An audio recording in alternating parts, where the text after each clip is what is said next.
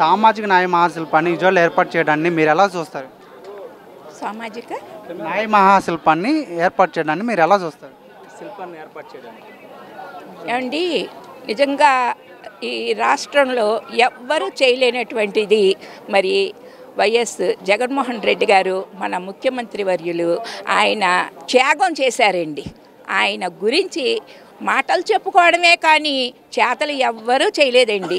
ఈయన మాత్రం వచ్చి జగన్మోహన్ రెడ్డి గారు ఏ విషయం ప్రజలకు తెలియచెయ్యాలి, ఎంతమంది ఉన్నారు రాష్ట్ర నలుమూలల నుంచి తెలుసుకోవాలి అని ప్రతి ఒక్క చోట నుంచి ప్రతి ఒక్క ప్రాంతం నుంచి బయలుదేరి వస్తున్నారు. ప్రతి చోట నడక మార్గాన మంచినీళ్ళే కానివ్వండి, వాళ్ళకి టిఫిన్లే కానివ్వండి, కూర్చోవడానికి ఏర్పాట్లే కానివ్వండి, అసలు బ్రహ్మాండంగా అంగరంగ వైభవంగా మరి జగన్మోహన్ రెడ్డి గారు మరి మెడికల్ కూడా ఎవరికైనా బీపీ వచ్చినా ఏదైనా వచ్చినా సడన్గా చూడడానికి మెడికల్ కూడా ఏర్పాటు చేశారు.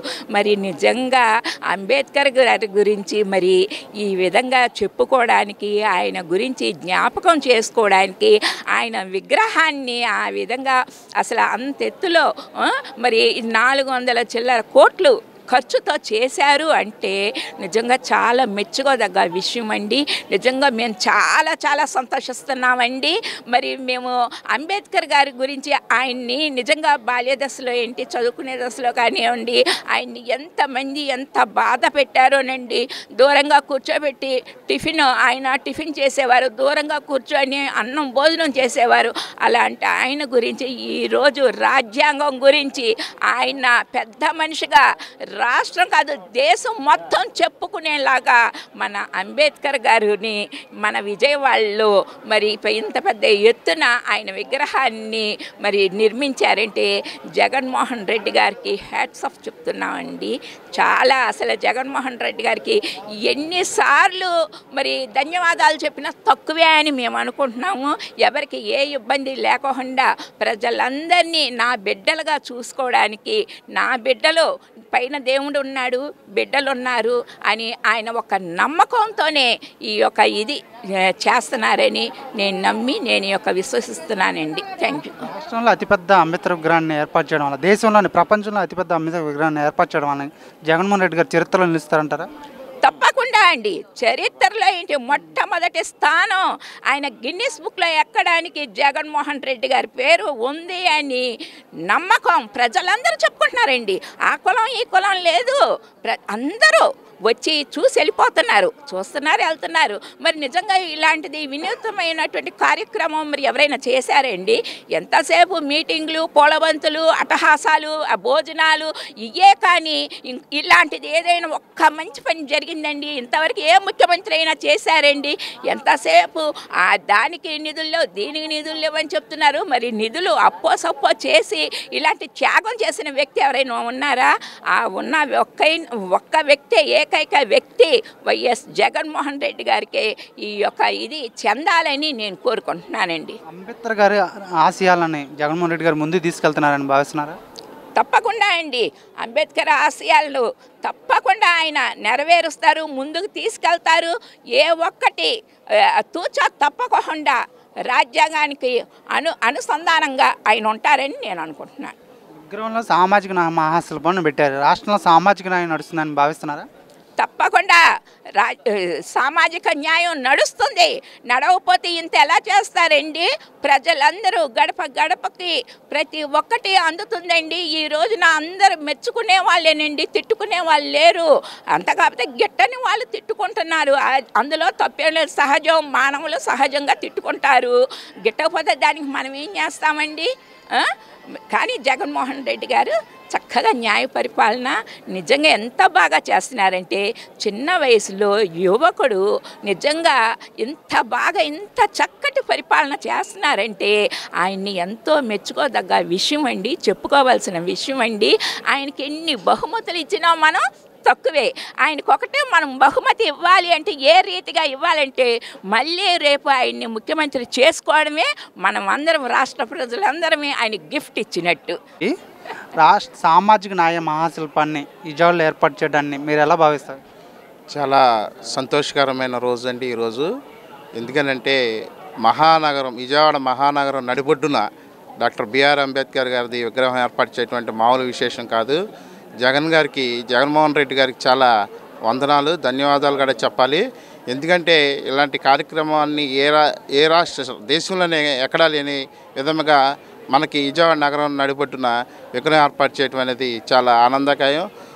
అట్లాగే జగన్మోహన్ రెడ్డి గారు పెట్టిన పథకాలన్నీ కూడా పేద వర్గాలందరికీ కూడా సమానంగా అందజేసి కరోనా టైంలో ఎన్నో ఇబ్బందులకు గురైనా కూడా ప్రభుత్వము ప్రతి ఒక్కరికి సామాజిక న్యాయం ద్వారా అందరికీ కరోనా టైంలో ప్రతి ఒక్కరిని ఆదుకుని జగన్మోహన్ రెడ్డి గారు ఎంతో పేదవారిని చాలా ముందుకు ఆదుకున్నారు. దానివల్ల ఈ సామాజిక న్యాయం అనేది జరుగుతుందనేది నమ్ముతున్నాం. ప్రపంచంలో అతిపెద్ద అంబేద్కర్ విగ్రహం విజయవాడలో పెట్టడానికి రాష్ట్రానికి విజయవాడకి గర్వదాయకంగా ఉందంటారా? తప్పకుండా అండి. గర్వకారణం అంటే మామూలు గర్వకారణం కాదండి. అసలు ఏ రాష్ట్రము కూడా ఆలోచించని నిర్ణయాన్ని జగన్మోహన్ రెడ్డి గారు తీసుకుని అతి త్వరలో స్టార్ట్ చేసిన అతి తక్కువ కాలంలోనే విగ్రహం కూడా ఆవిష్కరణ చేయటం అనేది ఈ చరిత్రలో ఎక్కడ తరతరాలుగా చెప్పుకునే విధంగా సమాజానికి ఆయన ఒక మెసేజ్ ద్వారా కూడా పంపించినట్టు ఉంటుందండి. విజయవాడలో నడిబొడ్డున 125 అడుగుల విగ్రహాన్ని అంబేద్కర్ విగ్రహాన్ని ఏర్పాటు చేయడం వల్ల విజయవాడకి గర్వదగ్గంగా ఉందంటారా? తప్పకుండా అండి, గర్వకారణమని చెప్పుకోవాలి ప్రతి ఒక్కరు. మరి ఈరోజు అంబేద్కర్ గారి విగ్రహం ఏర్పాటు చేయటం, అలాగే వేల మంది తరలి వచ్చి ఆ విగ్రహావిష్కరణని ప్రజలు కళ్ళారా చూడటానికి ఇందిరాగాంధీ స్టేడియంలో ఇంత జనాభాని స్వచ్ఛందంగా వచ్చి ఆ కార్యక్రమాన్ని నిజం చేయడానికి ఎంతోమంది అనేక జిల్లాల నుంచి వచ్చి జగన్మోహన్ రెడ్డి గారికి సపోర్ట్గా నిలబడుతున్నారని మేము గర్వకారణంగా చెప్పుకుంటున్నాం. దాదాపు 19 ఎకరాల్లో అంబేద్కర్ గారి శృతిమానాన్ని ఏర్పాటు చేయడం వల్ల అంబేద్కర్ గారికి ఘనమైన నివాళులు అర్పించినట్లు అవుతుందా? ఘనమైన నివాళులు అర్పించింది తప్పకుండా అవుతుందండి. ఎక్కువగా అంబేద్కర్ ఆశయాలకు అనుగుణంగా ఆ శృతివనం ఏర్పాటు చేయడం అనేది కూడా జగన్మోహన్ రెడ్డి గారి యొక్క ఆలోచన విధానంలో ప్రభుత్వ సహకారాలు కూడా ఎల్లప్పుడూ అంబేద్కర్ శృతివనానికి తప్పకుండా కార్యక్రమాలు చేపట్టి ఇంకా ప్రజలకి ఎంతో మేలు చేయాలని చెప్పి జగన్మోహన్ రెడ్డి గారు మళ్ళీ రాబోయే రోజుల్లో కూడా రాష్ట్రానికి సీఎంగా ఉండాలని తప్పకుండా మనస్ఫూర్తిగా కోరుకుంటూ నమస్తే. Thank you. ఓకే. సామాజిక న్యాయం మహాశిల్పాన్ని విజయవాడలో ఏర్పాటు చేయడాన్ని మీరు ఎలా చూస్తారు? చాలా గర్వకారణం అండి. ఇది సామాజిక న్యాయ సంకల్పం ఆ మాటలోనే ఉంది. ప్రత్యేకంగా జగన్ గారికి చాలా ధన్యవాదాలు తెలియజేసుకోవాలి. ఈ కార్యక్రమాన్ని ఇంతగా సక్సెస్ఫుల్గా జరగడానికి ఎంతో సంతోషం.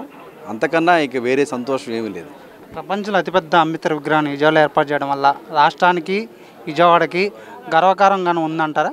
రాష్ట్రానికే కాదండి, యావత్ ప్రపంచానికే ఈ విజయవాడలో నడిబొడ్డులో ఈ విగ్రహాన్ని ఏర్పాటు చేయడానికి జగన్ గారు చేసినటువంటి కృషికి రాష్ట్ర వ్యాప్తమే కాదు ఎంటైర్ ప్రపంచం అంతా కూడా గర్వించేదగినటువంటి సన్నివేశం. ఓకే. దాదాపు 19 ఎకరాల్లో అంబేద్కర్ గారి స్మృతివనాన్ని ఏర్పాటు చేస్తున్నారు. దీనివల్ల అంబేద్కర్ గారికి నిజమైన ఘన నివాళులు అర్పించినట్లు అవుతుందంటారా? నిజమైన ఘన నివాళి అనడం కన్నా మనస్ఫూర్తిగా ఆయన ఘన నివాళి ప్రతి ఒక్కరికి ఆ సంతోషాన్ని ఆయన పంచారు. అది అంతకన్నా వేరేటువంటి ఉద్దేశం ఇంకేమీ లేదు. అది ప్రజలు దైవంగా భావించి అంబేద్కర్ విగ్రహాన్ని విజయవాడలో ఏర్పాటు చేయడం వల్ల విజయవాడకి గర్వకారణంగా ఉందంటారా? విజయవాడకి చాలా గర్వకారణం అండి.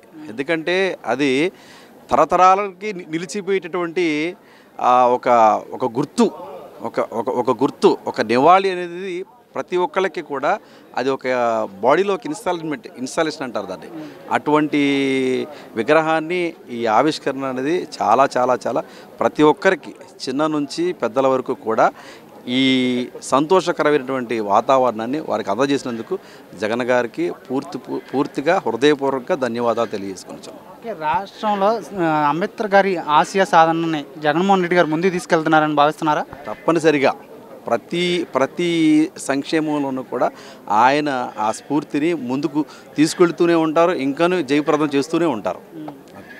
ఓకే.